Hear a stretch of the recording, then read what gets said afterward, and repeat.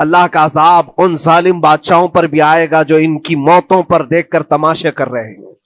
وہ اپنی عیاشیوں میں مصروف ہیں، وہ اپنے عیش قدوں میں شراب نوشی اور کباب خوری پر مصروف ہیں، اور ان بچوں کی تڑپتی ہوئی لاشوں پر وہ اپنی کرسیاں سجائے بیٹھے ہیں. وہ عرب کے ظالم بادشاہ کہاں ہیں جن کے گھروں میں سونے کے ٹوائلٹ بنائے گئے ہوں؟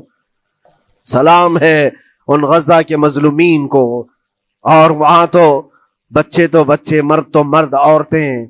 آپ نے سنا ہوگا ان جوان لڑکیوں کا، میں نے دیکھا تھا، وہ کہہ رہی تھی کہ ہم رات کو برقع پہن کر کے اور رات کو ہم حجاب پہن کر کے سو جاتی ہیں، اس لیے کہ بمباری میں جب گھر تباہ ہو جاتے ہیں، صبح لوگ لاشیں اٹھانے آتے ہیں تو کہیں ہم بے پردہ لاشوں میں نہ مل جائیں. سلام ان بہنوں کو.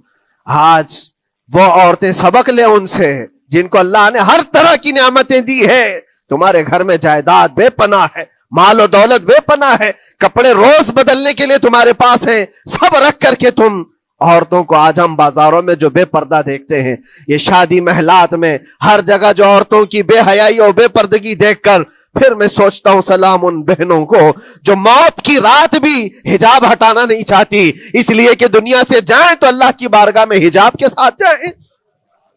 یہ ایمان ہو تو پھر اللہ تبارک و تعالیٰ کی مدد بھی آتی ہے، نصرت الہی آتی ہے.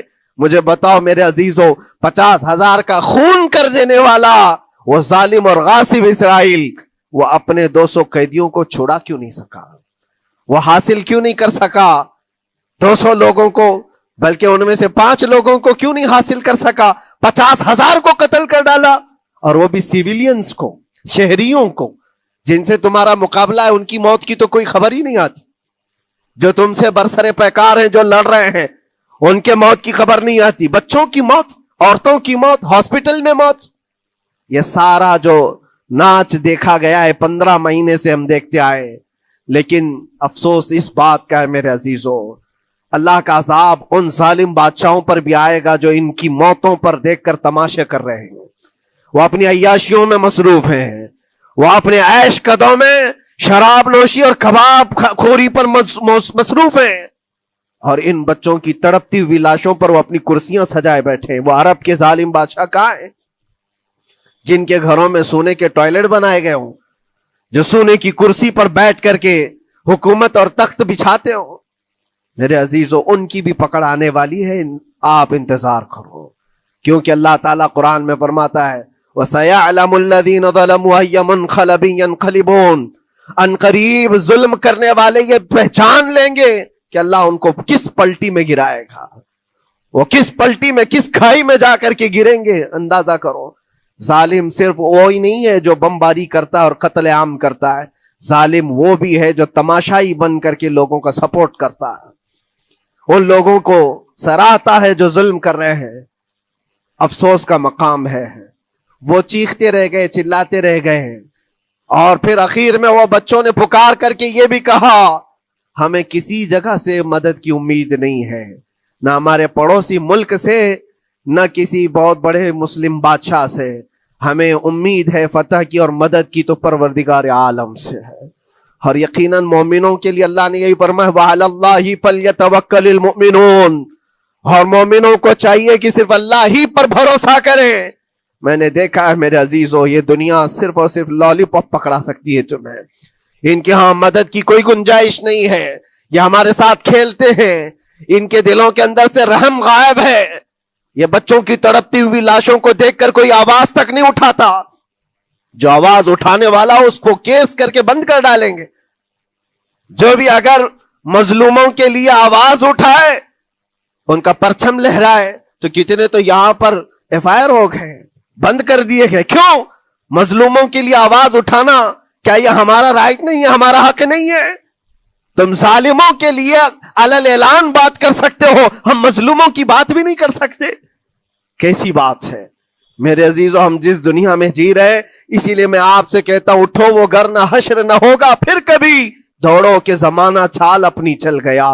قوت عشق سے ہر پست کو بالا کر دو، دہر میں نام محمد سے اجالا کر دو.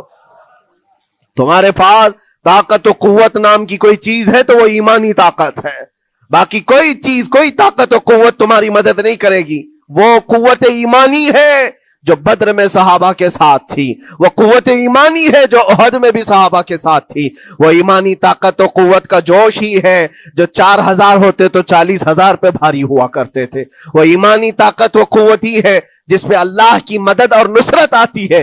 آج مومنو، آپ سب سے زیادہ اللہ پر توکل کرو، اللہ پر بھروسہ کرو۔ میں نے دیکھا ہے میرے اپنے معاملات میں 8 مہینے تک میں اسٹرگل کرتا رہا، پل پل دیکھتا رہا، اور ایسی زمین پر مجھے لٹایا جاتا جہاں فرشی بھی نہیں ہے، پتھروں کی زمین پر لیٹ لیٹ کر کے ہماری کمر ٹوٹنے پر آتی۔ اس وقت لوگ یہ کہتے فلاں کی طرف سے مدد آ جائے گی، فلاں کی طرف سے مدد آ جائے گی، ہم نے یہ لائن بھی لگا دی ہے، یہ سورس بھی لگا دیا ہے، ہر طرف دیکھتا رہا، اخیر میں پھر یقین ہوا مدد کہیں سے نہیں، میرے پروردگار سے ہی آئے گی۔